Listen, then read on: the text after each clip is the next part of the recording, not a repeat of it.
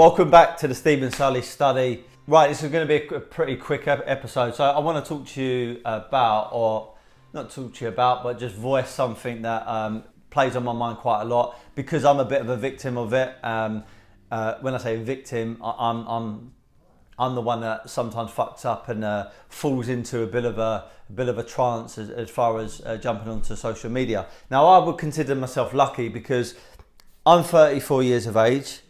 I know life and have known life without social media. For those of you who are fairly young, yes, there was a life and a world before social media, before even the internet, and before iPhones and all these smart tablets and all this kind of stuff. And I was very much in that world. And now I'm in a world where it's completely different. Information moves very, very quickly. You can find anything you pretty much want on social media, on the internet. You can educate yourself, you can motivate yourself, you can inspire yourself. And social media and the internet and smartphones and tablets and stuff, there's definitely a place for them.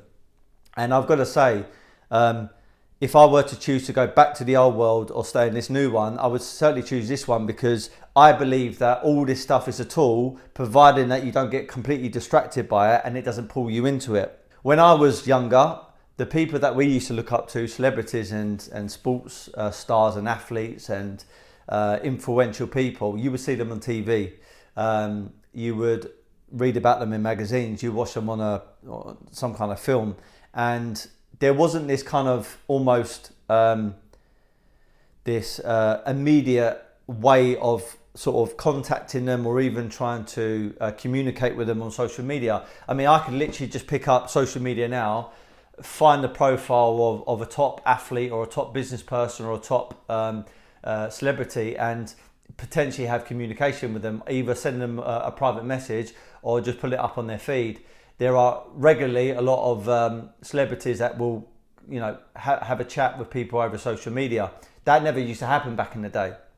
So now they're very much at your fingertips.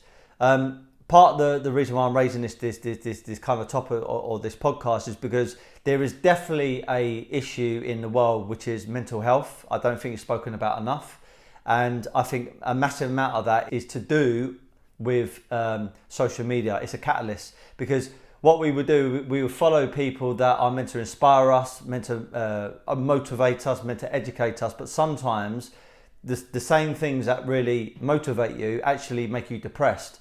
You might follow, some kind of celebrity, some kind of influencer, and they might be using some kind of filter. They might be gifted a lot of clothes. They might be gifted watches, cars. They might be from a wealthy family.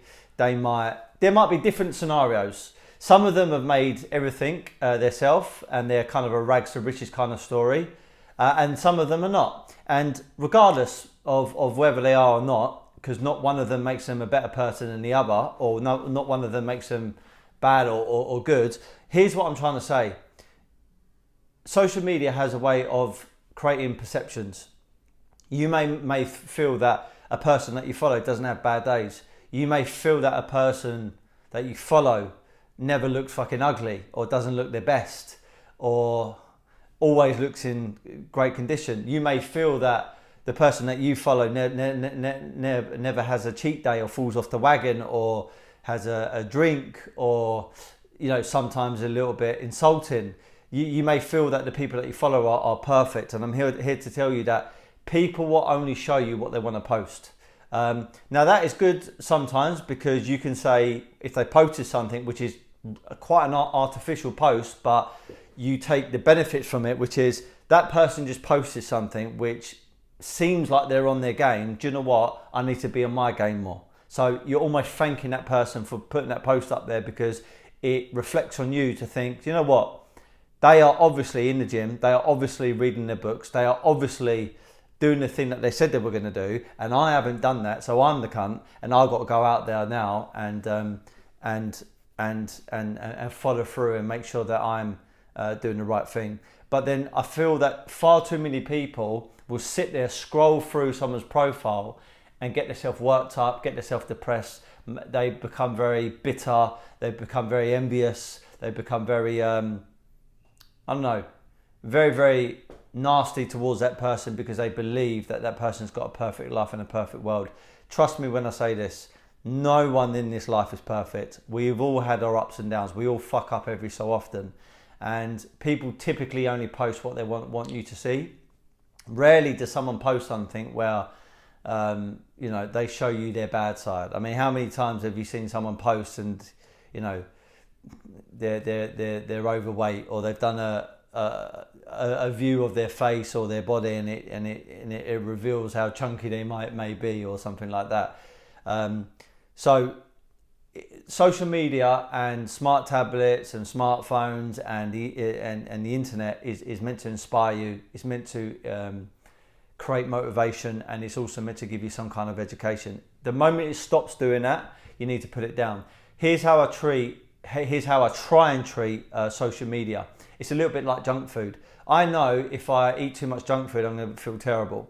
And the more time I'm eating junk food, the more time I spend on it, I eventually stop focusing on the good stuff and I start focusing on the bad stuff, and it becomes very, very bad for me. So Monday to Friday, why don't you eat clean? Why don't you cleanse yourself with social media? Why don't you come off of it? I know some people need, basically the whole business is off of social media, off their phone, and I completely respect that, and including mine. I need to be on the phone. I'm constantly doing deals. I'm constantly, organising, meetings, or having Zoom calls, or I don't know, looking at Richard Hamilton products or properties or whatever else. So I understand that coming off of it all the time is going to be virtually impossible. But there are certainly stages throughout the day that I can minimise my exposure to social media. And if you're a lucky person that doesn't need to be on it, cleanse yourself. Monday to Friday, stay off of it. And what you'll find is you'll become a lot more productive. You'll become a lot more successful. Your mental health will actually probably pick up. You won't become so distracted, and you can focus on you, becoming the best version of you. You can focus on your family, real life interaction. Because I know sometimes even when I'm with my son, I might be on social media and I think to myself, what am I doing? My son is here. These are valuable times. I'm not going to get this time back, and I need to focus. I'm not perfect, and I sometimes slip up and I sometimes fuck up. My observation is coming off it every so often is going to be healthy, and giving yourself a bit of a detox. And remember, whoever you follow, they're not as successful sometimes as they're making out to be. They're not as perfect as they're making out to be. They're not as educated, smart as they're making out to be. And they will only post what they want you to perceive as to be true, which is great because you can use it as a way to motivate yourself. But don't allow it to infect your mind and you become depressed because you feel like you need to be streets ahead in comparison to where you are right now, or you need to be the same sort of level as them, or if not above. You start to get into an artificial world. I hope that helps. Hope that I hit home some home truths, and keep on smashing the year, flying past.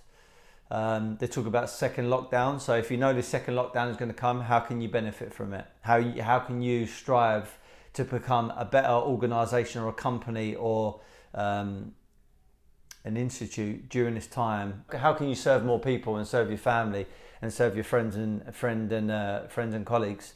If you know it's coming and you're doing nothing about it, that's stupidity. If you know it's coming, you're planning, that's being fucking smart. Be happy, never content.